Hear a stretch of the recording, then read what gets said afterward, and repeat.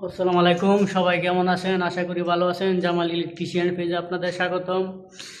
আজকে চলে আসলাম বরাবরের মতন আরও একটি বিল্ডিংয়ের সাইডে কাজ রানিং করার জন্য। দেখতে পাচ্ছেন এখানে একটি বাথরুম আছে।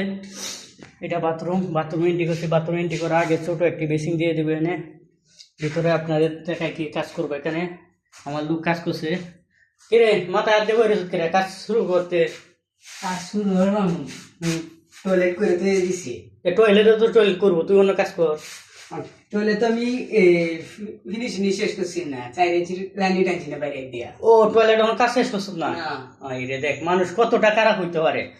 এখনো টয়লেটের কাজ আমরা এখনো শেষ করি নাই। দেখেন এটা ফ্যানে ময়লা হয়েছে, অন্য পুটিং করা হয় নাই বা টয়লেটে কোনো কিছু ফিটিং করি নাই। দেন টয়লেট করিয়া ভরিয়া যাচ্ছে, পানিও পাইছে না। ওটা একজন টয়লেট করছে, পানি খরচ করলো কোথায় থেকে আমি এটাই বুঝি না। দেন মানুষ কতদিন খারাপ হইতে পারে।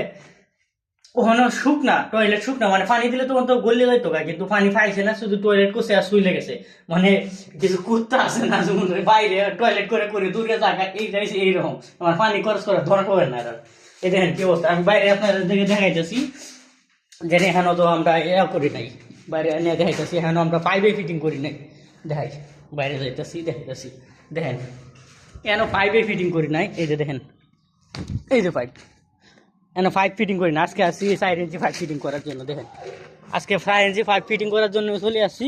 এনে পাইপ ফিটিং করি নাই, কিন্তু টয়লেট করে এলছে। এই দেখেন এই দিন টয়লেট ভিতরে মানে কীভাবে কাজ করবো বলেন? এটা কি মানুষের কাজ? আপনার অবশ্যই জানাবেন এটা কি মানুষের কাজ নাকি এই কুকুর বললাম না, কুকুর যায় না মনে হয় টয়লেট করে কুকুরের কাজ। তো এটাই দেখানো ছিল আর কি।